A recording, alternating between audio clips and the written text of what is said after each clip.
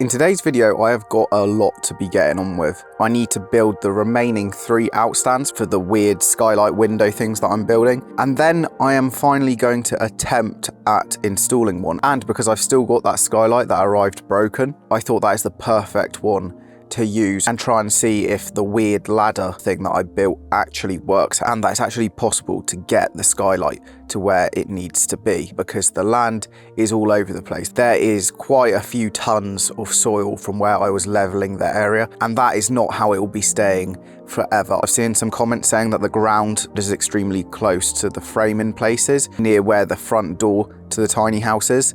And those people are 100% right. But the plan is to lower all of the ground and create this really cool barbecue pizza oven sitting area. And then also a smoker to like smoke meats and things. Because I went down a rabbit hole on YouTube the other day and spent about 2.5 hours researching everything to do with that. So I think I now need one. And basically, if I kind of tell you the vision for this place, it's just to make exactly everything I have ever wanted and will ever need. I was chatting to my brother the other day about it because it's very rare that we get to make exactly what we want, because everyone has got opinions, everyone's got different styles, personalities with what they want to do to their house, and it's completely each to their own. The only thing is with that is if you are developing and you're building houses for people to buy, like the house that you are probably in right now, you cannot tailor it to a very niche market of people. You need to cater to the masses. That's why, for example, with Ferraris, people buy them in red. It's known as resale red because you are going to be able to sell it very quickly, because most people who buy Ferraris, they want them to be red. That is why flats and houses are very neutral. They're not offensive to any particular person. It's kind of like you're creating a blank canvas for people to then move in and make it their own. Now, one of the best examples I've heard of a developer who decided, no, do you know what? I'm going to put in a load of effort and I'm going to design this place incredibly. And it was a multi-million-pound apartment in Mayfair. They spent so much money on marble feature walls. The bathrooms all looked incredible.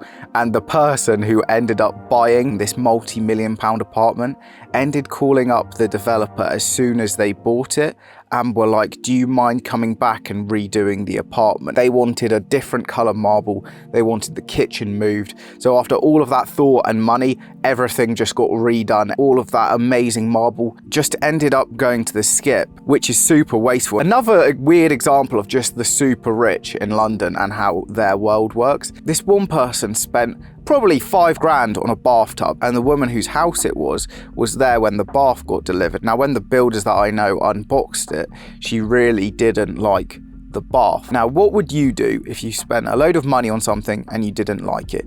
You would return it. Or if you couldn't return it, you would put it on eBay, Facebook Marketplace. You'd try and get some of your money back. Well, this woman's house was £5 million, and to her, that time and effort, well, just wasn't worth it. So she said, can you guys just chuck it in the skip? And they all looked at her like, this is a £5,000 bath. Why, we could sell it for you and you'd get money back. She was like, no, don't care at all, just chuck it. And then my mate said again, well, could I have it? Because it seems a waste to just chuck away this brand new expensive bath.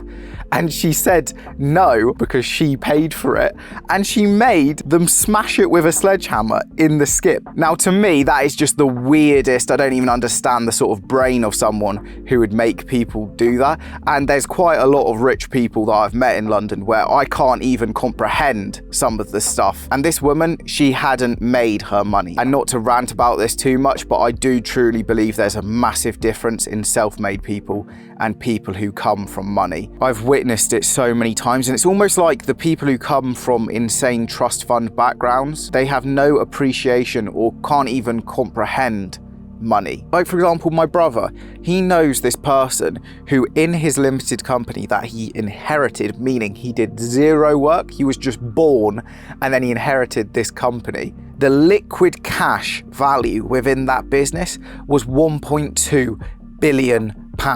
So therefore, for example, this woman who inherited that particular house that she was renovating, and then another load of houses that were all dotted around London, she couldn't even comprehend why my mate would even consider selling a £4,000 bath, because that means absolutely nothing to her. For me personally, I can tell you that London compared to being in the countryside, I mean, it's a night and day difference for me. I honestly feel like my heart rate has dropped by 50% as soon as I arrive at the tiny house. And actually, speaking about that bath earlier, I need your lot's help with the bath because I don't have a clue what I'm doing, and that's kind of why I'm putting it off. Now, if you don't remember, a few weeks ago I had an idea that I could lower the shower tray so much I essentially could make a bath, and the thing is with that is it's actually a little bit more complicated than I thought. Now, the reason for this is not only do I have to undo some of my work, I've got to remove a floor joist, but I will then need to do quite a bit of groundwork. Now, if you don't know what groundwork is, just think of any time you need to use a shovel, basically. And in this case, I need to lower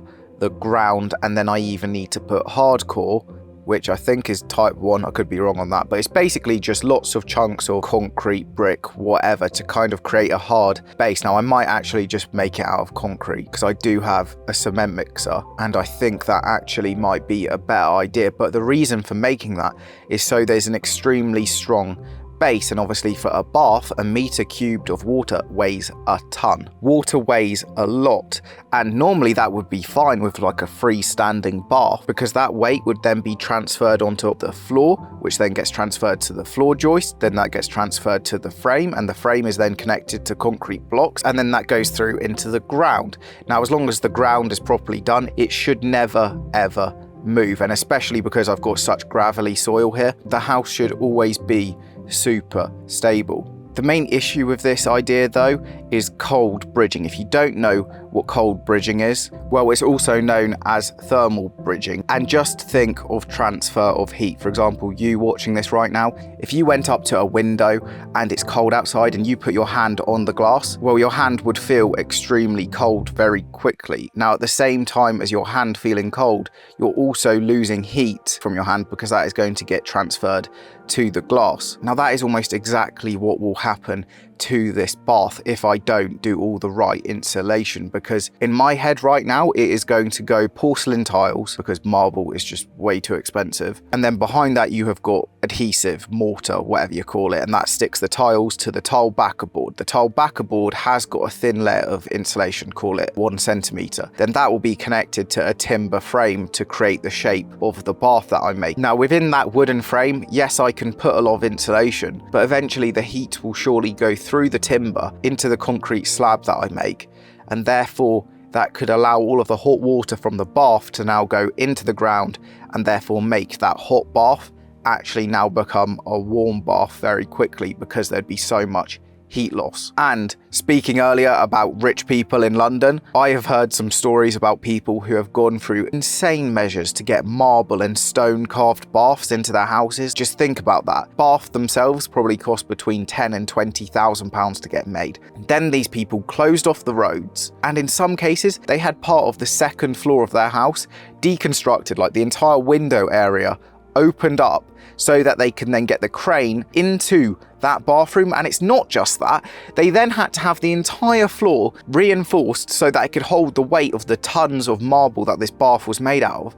After all of that effort, all of the thousands of pounds and time put into doing it, it was only upon making the first bath that they realised that a marble bath has the craziest amount of heat loss you are ever going to have, because just think about the amount of cold stone that the bath is made out of, and therefore when they're pouring boiling hot water into it, that boiling water almost immediately turns into just kind of a warm-ish cold bath. All of that energy is just getting transferred to the marble to warm that up. Now, eventually it will get to the stage that the marble is warm enough that it will actually hold some of the water. But it basically meant that these people had to make 2 baths before they could actually have a bath. And yeah, I kind of find that quite funny because that is just, oh, I want to have this wow factor bath, but they don't actually think about the practicality of that. And on that same note, is there anything that I am doing right now that is linking to that? Because is that all I am doing with this bath idea?